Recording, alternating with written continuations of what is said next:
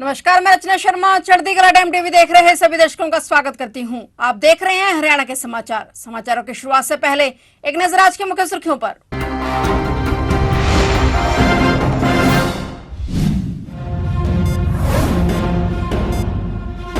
Hisar airport से चंडीगढ़ के लिए पहली उड़ान शुरू। सीएम नैब सिंह सैनी ने दिखाई हरी झंडी। हिसार एयरपोर्ट से अब चंडीगढ़ की फ्लाइट भी शुरू।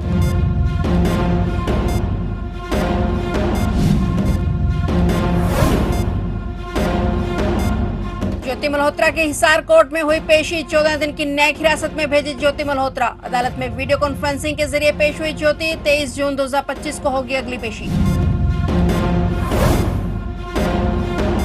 बीजेपी सरकार के 11 साल हुए पूरे। मोदी सरकार ने देश की प्रगति के लिए ऐतिहासिक लिए फैसले। केंद्रीय मंत्री मनोहर लाल ने कई विषयों पर की चर्चा।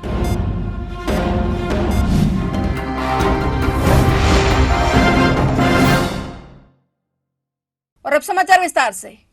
हिसार एयरपोर्ट से अयोध्या और दिल्ली के लिए हवाई सेवाएं चलने के बाद अब आज सोमवार से चंडीगढ़ की फ्लाइट भी शुरू हो रही है। सीएम नैब सिंह सैनी ने अलायंस एयर के 72 सीटर विमान को हरी झंडी दिखाकर रवाना किया। इस दौरान नागरिक उड्डयन मंत्री विपुल गोयल भी उनके साथ मौजूद रहे। फ्लाइट सप्ताह में 2 दिन सोमवार और शुक्रवार को रहेगी और इस फ्लाइट का किराया 1724 से 2500 रुपए तक रहेगा। सीट की उपलब्धता के आधार पर यह कम ज्यादा हो सकता है। बता दें कि 14 अप्रैल को हिसार से अयोध्या और दिल्ली की उड़ान शुरू हुई थी और यहां से अब तक 750 से अधिक यात्री अयोध्या के लिए उड़ान भर चुके हैं। फ्लाइट से हिसार से चंडीगढ़ का 1 घंटे का समय लगेगा। पाकिस्तान के लिए जासूसी करने के आरोप में गिरफ्तार की गई यूट्यूबर ज्योति मल्होत्रा की आज हिसार कोर्ट में पेशी हुई। ज्योति को एक बार फिर 14 दिन की न्यायिक हिरासत में भेज दिया गया है। ज्योति के वकील कुमार मुकेश ने बताया कि आज अदालत में ज्योति वीडियो कॉन्फ्रेंसिंग के जरिए पेश हुई। अगली पेशी 23 जून 2025 को होगी। बता दें कि जेल भेजे जाने के बाद ज्योति आज पहली बार वीडियो कॉन्फ्रेंसिंग के जरिए कोर्ट में पेश हुई। ज्योति पर पाक एजेंटों पर संवेदनशील जानकारियां देने के आरोप हैं। पुलिस की शुरुआती जांच में यह सामने आया था कि उसने पाक एजेंटों से बातचीत की थी, जिसको लेकर लगातार जांच जारी है।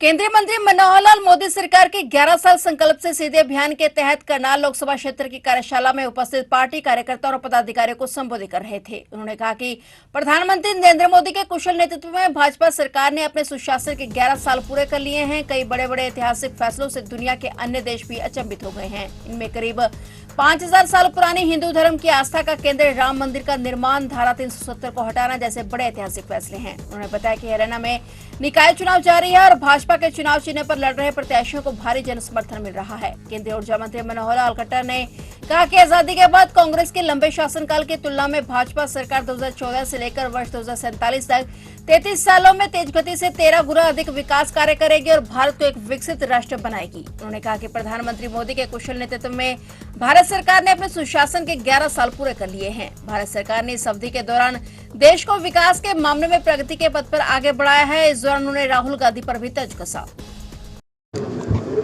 मोदी सरकार के 11 वर्ष आज पूर्ण हुए हैं और संयोग से हरियाणा के भी आने वाले 5 महीने के बाद 11 वर्ष पूरे होंगे। इन 11 वर्षों में हमने देश भर में और साथ ही डबल इंजन की सरकार हरियाणा में होने के नाते हरियाणा में भी जो भी काम किए हैं, कुछ निश्चित कार्यक्रम, निश्चित यानी बातों को ध्यान में रख करके वो सब किए हैं। देश के अंदर व्यक्ति और परिवार ये भी खुशहाल हो, मजबूत हो, उसको शिक्षा मिले, उसको रोज़गार मिले, इस नाते से बहुत सी योजनाएं चलाई हैं। जहाँ तक समाज के जागरण की बात है, समाज को शक्तिशाली बनाने की बात है, समाज के विचार की बात है, उसमें भी देश के प्रति लगाव ये कैसे खड़ा हो, बहुत से कार्यक्रम उस प्रकार के किए गए हैं। मोदी जी हमेशा कहते हैं कि इंडिया फर्स्ट। चुनाव आयोग पर और बीजेपी पर महाराष्ट्र चुनाव को लेकर जो विधानसभा चुनाव हुए थे और ये भी कहा है कि बिहार चुनाव जो आने वाले हैं उसमें भी यही पैटर्न रहेगा। देखिए, नाच न जाने आंगन टेढ़ा।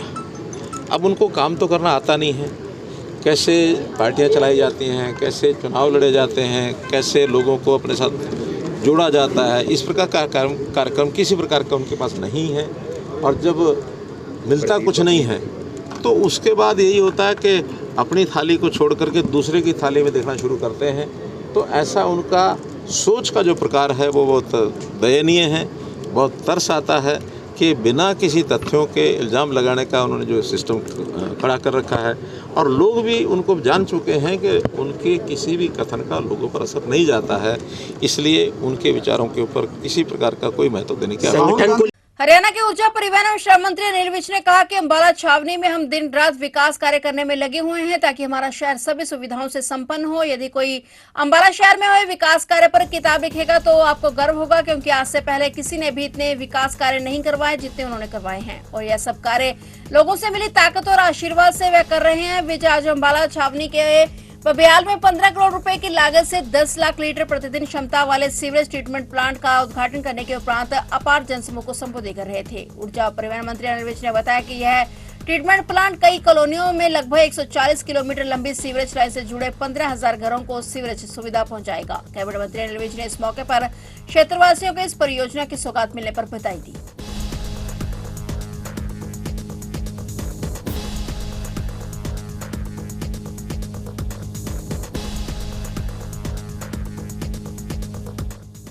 सीवरेज ट्रीटमेंट प्लांट का उद्घाटन किया गया।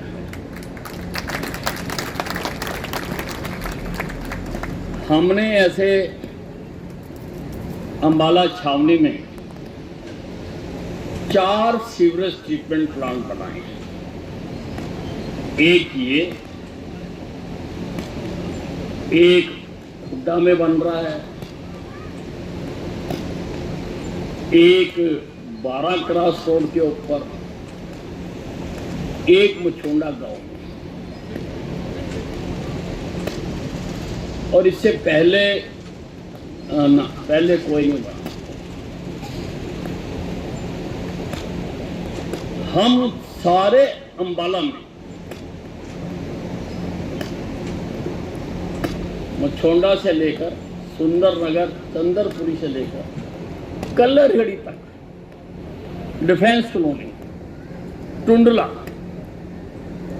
वो इसके साथ की सारी कॉलोनियां, वहां से लेकर यहां तक 370 किलोमीटर लंबी लाइन हम डाल रहे हैं सीवरेज के लिए। 370 किलोमीटर लगभग डल चुकी है। 40-50 किलोमीटर की और रहती है, और कई जगह पर ये जो सीवरेज लाइन डली है वहां पर ऊपर की मेंटेनेंस रहती है। हरियाणा में कोरोना केसों में लगातार इजाफा हो रहा है। पिछले 24 घंटे में कोरोना के 12 नए मरीज सामने आए हैं, जिनमें सबसे ज्यादा 10 मरीज गुरुग्राम और 2 फरीदाबाद में मिले हैं। इसके साथ ही प्रदेश में कोरोना के कुल एक्टिव केस 100 पहुंच गए हैं और स्वास्थ्य विभाग की ओर से जारी आंकड़ों के अनुसार पूरे प्रदेश में सिर्फ कोरोना संक्रमित मरीज पानीपत के अस्पताल में एक भर्ती है और अब तक कुल 181 संक्रमित मिल चुके हैं, जिनमें से 81 ठीक भी हो चुके हैं। गुरुग्राम में 41 और फरीदाबाद में 28 एक्टिव केस हैं। कोरोना को लेकर हरियाणा स्वास्थ्य विभाग लगातार एडवाइजरी जारी कर रहा है। वहीं स्वास्थ्य विभाग ने विदेश से आने वाले यात्रियों पर कड़ी नजर रखनी शुरू कर दी है। स्वास्थ्य विभाग ने फैसला लिया कि बुखार, खांसी या कोविड जैसे अन्य लक्षणों वाले सभी अंतर्राष्ट्रीय यात्रियों की अनिवार्य रूप से कोविड जांच की जाएगी। ऐसे यात्रियों को जांच रिपोर्ट आने तक घर पर ही रहना होगा। साथ में स्वास्थ्य विभाग ने नागरिकों से मास्क पहनने, सामाजिक दूरी बनाए रखने और कोविड प्रोटोकॉल का सख्ती से पालन करने की अपील की है।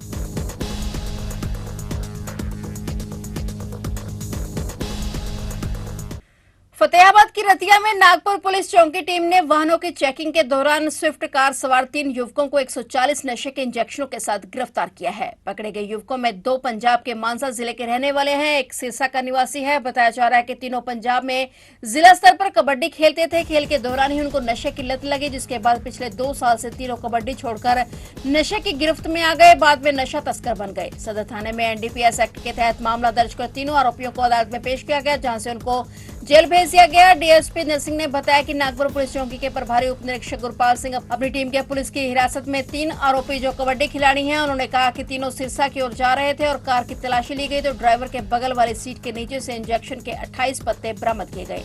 प्रत्येक पत्तों में 5 नशों के इंजेक्शन सहित कुल 140 इंजेक्शन बरामद किए गए। डीएसपी ने बताया कि सभी आरोपियों को जेल भेज दिया गया है।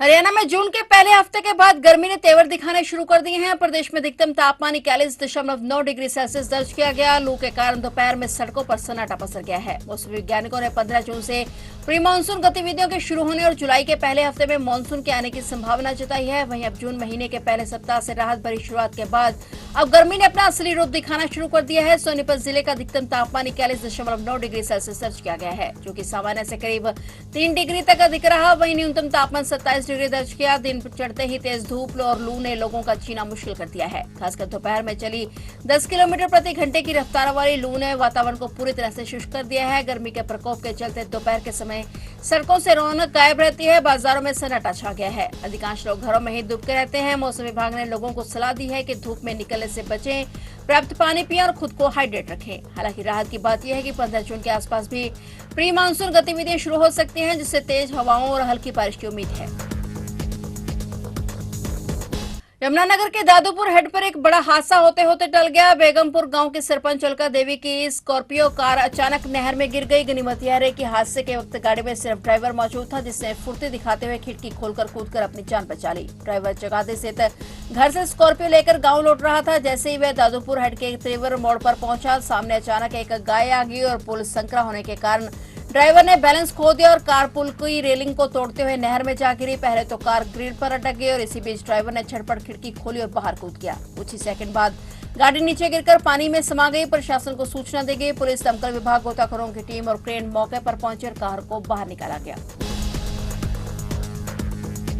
करनाल के मुस्तफाबाद गांव में माइनिंग कंपनी द्वारा किसानों की जमीन पर जबरन रेत डालने का मामला गर्मा गया है। सोमवार को भारतीय किसान यूनियन के बैनर तले काफी संख्या में किसान प्रदर्शन करते हुए लघु सचिवालय पहुंचे। वहां पर उन्होंने मुख्यमंत्री के नाम एसडीएम को अपना मांग पत्र सौंपा। इस मौके पर भारतीय किसान यूनियन भाकयू के प्रदेश अध्यक्ष रतन मान के नेतृत्व में किसानों ने कंपनी और प्रशासन पर मिलीभगत का आरोप लगाया है। किसानों का कहना है कि बिना किसी लिखित अनुबंध के उनकी जमीन पर कब्जा करने की कोशिश की जा रही है। किसान नेता रतन मान ने कड़ा रुख अपनाते हुए कहा कि हम अपनी जमीन का 1 इंच भी किसी को हड़पने नहीं देंगे। यहाँ पर किसान एकत्रित हुए हैं, पूरी स्थिति से अवगत कराइए। ये सरकार की नीति है कि ये जमीन छीन करके और वो कारपोरेट को दे दी जाए। ये छोटा सा उदाहरण वहाँ का है भाई, मुस्तफाबाद का। तो आज हमें प्रदर्शन करके मुख्यमंत्री जी के नाम ज्ञापन सौंपेंगे कि इस मामले का सोल्यूशन कराया जाए। मतलब क्या आप धमकी दुआओगे किसान लोगों को और आपके प्रशासन के सामने कि गोली मार दो, ये कर दो? वो पूरी बाइट है। वो रिकॉर्ड करी गया किसानों ने और आज तक प्रशासन ने कुछ नहीं करा। क्या मामला है भाई? कहाँ सो रहे हैं प्रशासन?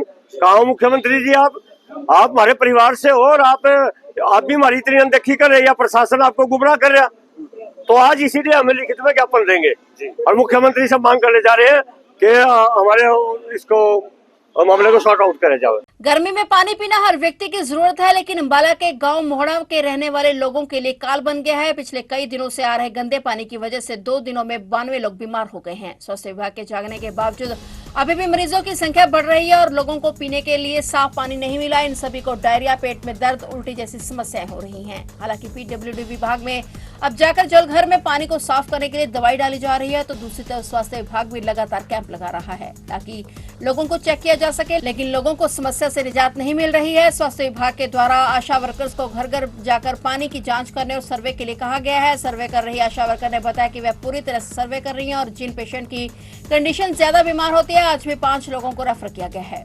और यहाँ पे कम से कम 20-25 दिन हो गए हैं, गंदा पानी आ रहा है, लीकेज वगैरह बहुत ज़्यादा हो रही है गंदे पानी की, और उसकी वजह से गांव में डायरिया वगैरह, वॉमिटिंग, लूज मोशन बहुत ज़्यादा लगे हुए हैं। लोगों को काफ़ी बीमार हुए पड़े हैं, हॉस्पिटलाइज भी हुए हैं, पीजीआई तक रेफर कर चुके हैं यहाँ पे। तो अभी कोई हल निकला है? पानी साफ हुआ है? अभी तक तो साफ नहीं हुआ। बाकी यहाँ पे ज्यादातर खरीद कर ही ला रहे हैं पानी पीने के लिए। घरों में कैसे इस्तेमाल कर रहे हैं पानी? उबाल कर। 2 टैंकर आए थे यहाँ पे परसों।